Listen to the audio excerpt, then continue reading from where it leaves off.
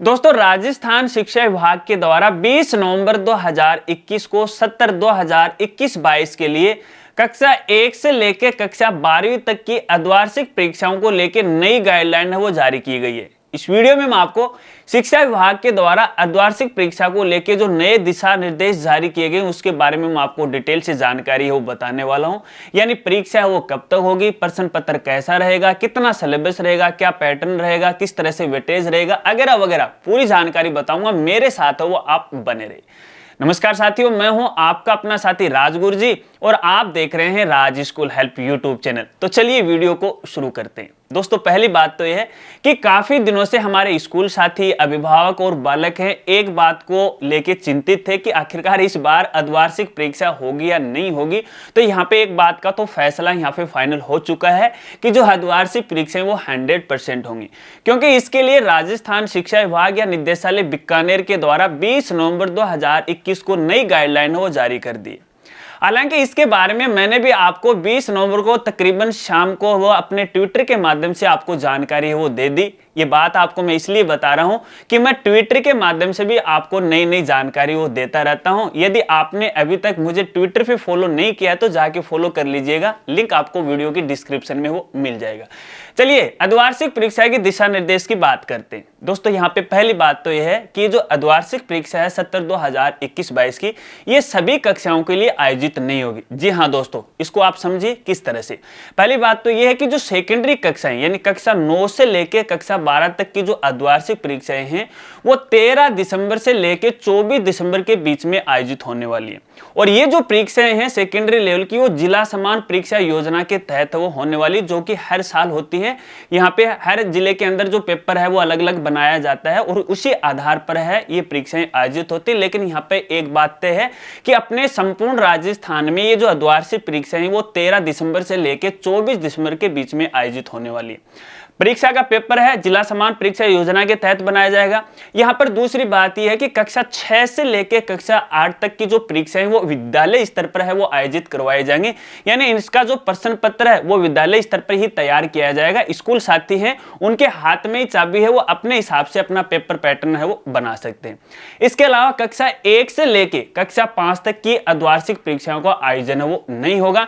इन परीक्षाओं का जो आयोजन है कि इनका मूल्यांकन कैसे किया जाएगा, तो यहाँ पे CE यानी सतत व्यापक मूल्यांकन के अनुरूप और शिक्षकों के आकलन के आधार पर पेपर टेस्ट वो लिए जा सकते हैं। अगर फाइनली उसको मैं सीधी भाषा में कहूं तो कक्षा 1 से लेकर कक्षा 5 तक के विद्यार्थियों का आप टेस्ट ले सकते हैं। टेस्ट के आधार पर उनका आकलन है वो कर सकते हैं, लेकिन अर्धवार्षिक परीक्षाएं इनकी नहीं आयोजित होने वाली है। चलिए अब बात करते हैं सिलेबस की कि आखिरकार अर्धवार्षिक परीक्षा के अंदर इन सभी कक्षाओं का जो सिलेबस है वो कितना रहेगा और किस तरह से आने वाला है।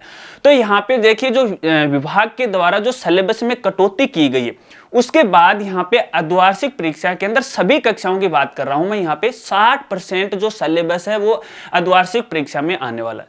लेकिन यहाँ पर शिक्षा विभाग ने एक बात को कहीं पर भी क्लियर नहीं किया गया कि ये जो 60% का सिलेबस है कहां से आने वाला है, क्योंकि आपको पता है कि तकरीबन स्कूल साथियों ने अपनी कक्षाओं का लगभग जो सिलेबस है वो कंप्लीट करवा दिया है।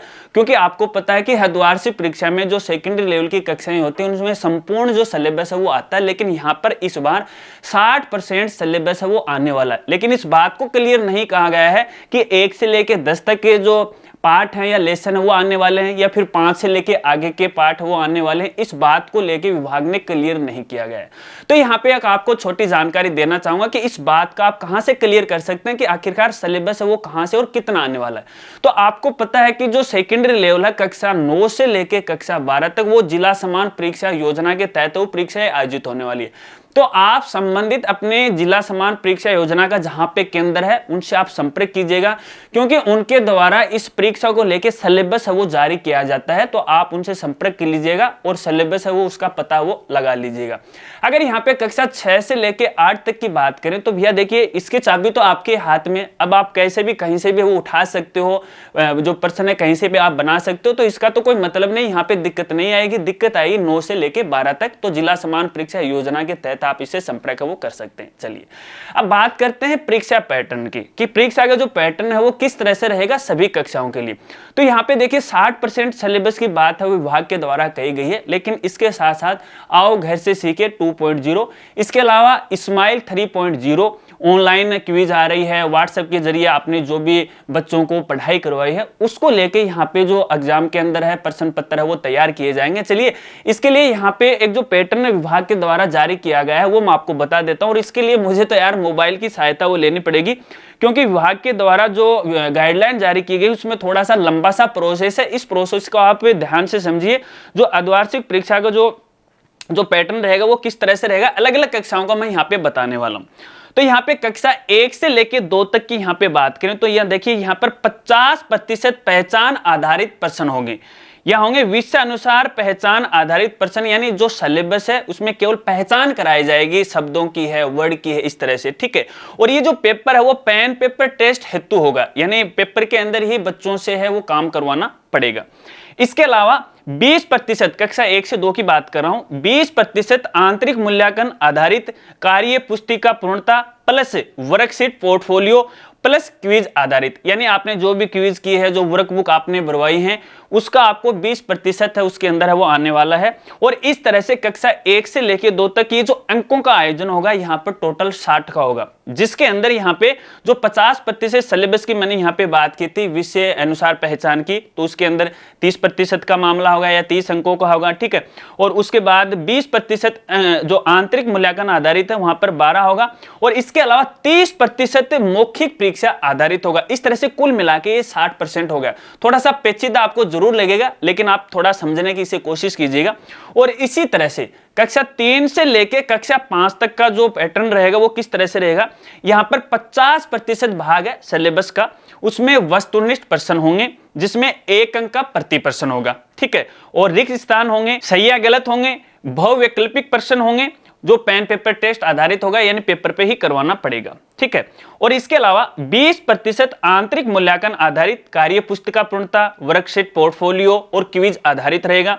और इसके अलावा 30% मौखिक परीक्षा आधारित होगी। इस तरह से मिला के 100 नंबर का ये जो क्वेश्चन पेपर है वो बन जाता है। 50 + 30 + 20 100 नंबर का ये प्रश्न बन जाता है कक्षा 3 से लेके 5 तक, ठीक है। तो टोटल अंक होंगे यहाँ पे 60, जो कि आगे बताऊंगा। ये 60 अंक किस तरह से आपको वेटेज निकालना आगे मैं आपको बता दूंगा, और क्लियर आपको यहाँ पे हो जाएगा। अगर यहाँ पे कक्षा 6 से लेके 8 तक की बात करें तो यहाँ पे देखिए 70% तो लिखित परीक्षा पर आधारित होगी, ठीक है। इसके बाद यहाँ पे 20% आंतरिक मूल्यांकन आधारित, जिसमें कार्य पुस्तिका पूर्णता और वर्कशीट पोर्टफोलियो और क्विज आधारित होगी। और इसके अंदर 10% मौखिक परीक्षा आयोजित होगी, यानी मौखिक परीक्षा वो भी ली जाएगी कक्षा 6 से लेके 8 तक, ठीक है। इस तरह से इनका वेटेज निकलेगा 60 का, ठीक है। इसके बाद यहाँ पे अगर कक्षा 9 से लेके 10 की बात करें तो यहाँ पर 80% लिखित परीक्षा होगी, यानी नॉर्मली अपन यहाँ कहें तो 80 नंबर का पेपर होगा। इसको आप इस तरह से समझिए, ठीक है।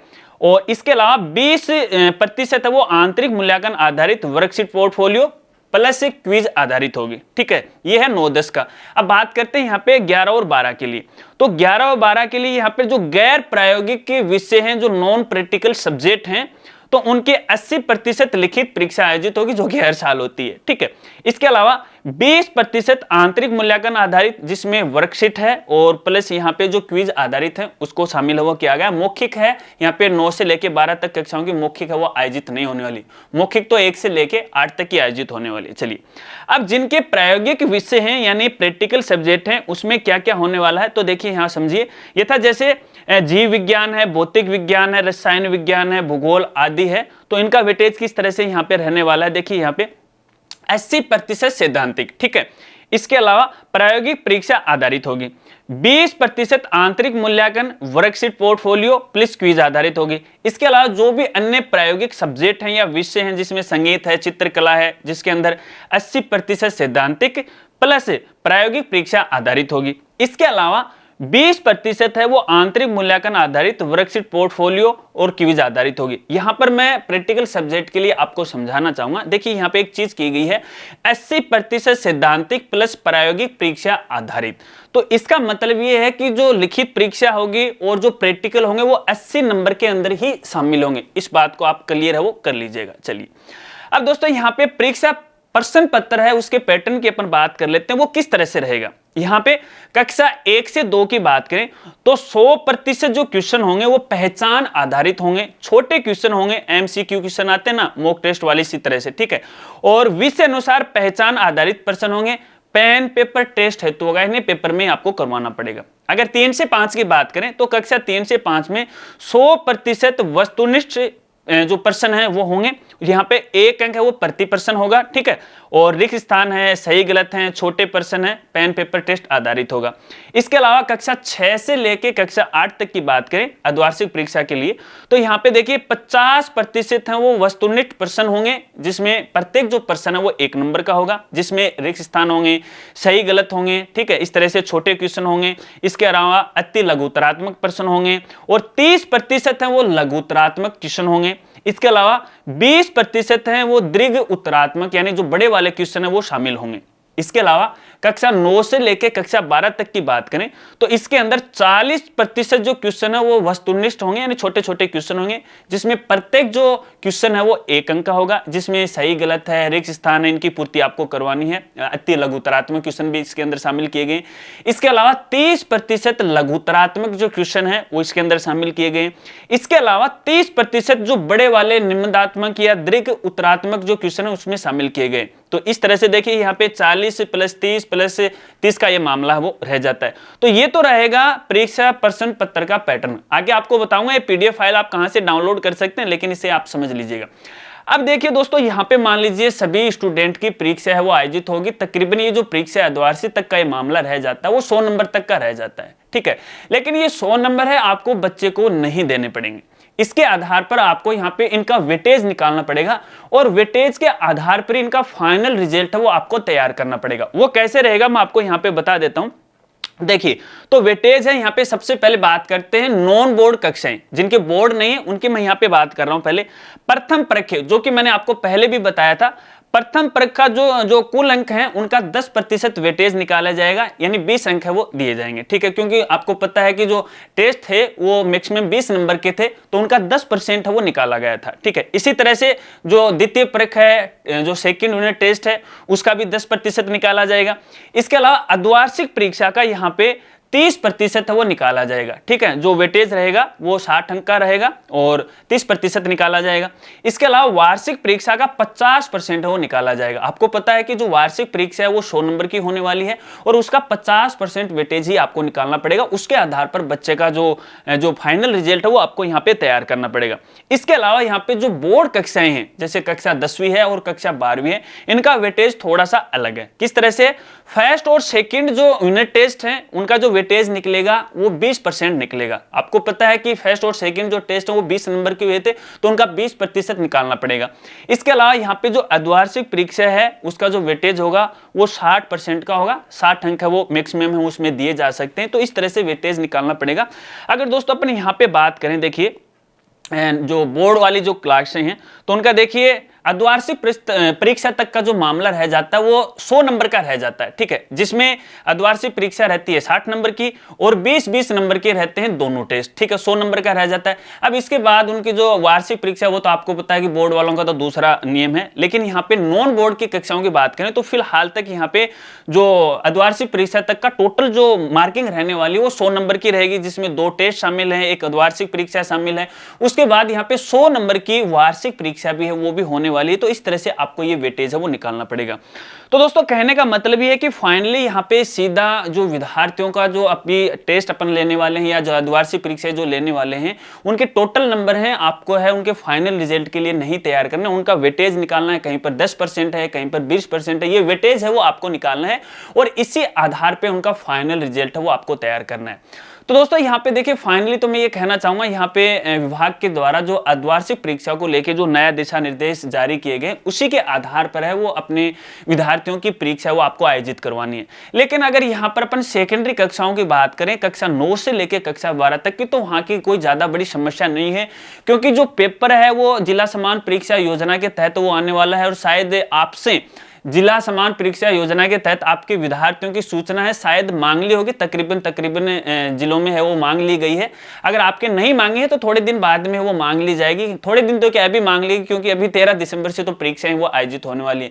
लेकिन थोड़ी सी यहाँ पे समस्या आएगी आपको, जो छोटी कक्षा है, कक्षा 1 से लेके कक्षा 5 तक, 6 से लेके 8 तक। समस्या मैं इसलिए बोल रहा हूँ क्योंकि इनका जो पेपर आप तैयार करोगे वो आप अपने लेवल पे तैयार करोगे, लेकिन जब आप पेपर तैयार करोगे तो आपको ये ध्यान रखना है कि जिस तरह से विभाग ने जो प्रश्न पत्र का पैटर्न तैयार किया गया है, प्रारूप जो तैयार किया गया है, जिसमें छोटे क्वेश्चन हैं, रिक्त स्थान वाले हैं, ठीक है, खाली स्थान, इस तरह से ये जो क्वेश्चन है आपको तैयार करने होंगे, उसी आधार पर वो आपको आकलन वो करना पड़ेगा। इसका थोड़ा सा आपको ध्यान रखना है।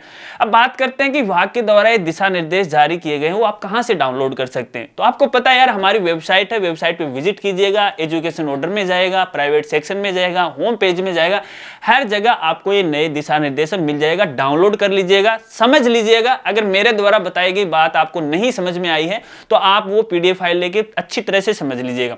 अगर उसके बाद भी आपको समझ नहीं आती और क्या क्या नहीं समझ आती है तो आप मुझे इंस्टाग्राम पे या फिर डायरेक्ट मेल करके उन पॉइंटों को मुझे अवगत करा सकते हैं, और उसके बारे में मैं आपको और से डिटेल से, गहराई से और सरल और साधारण भाषा में समझाने की कोशिश करूंगा।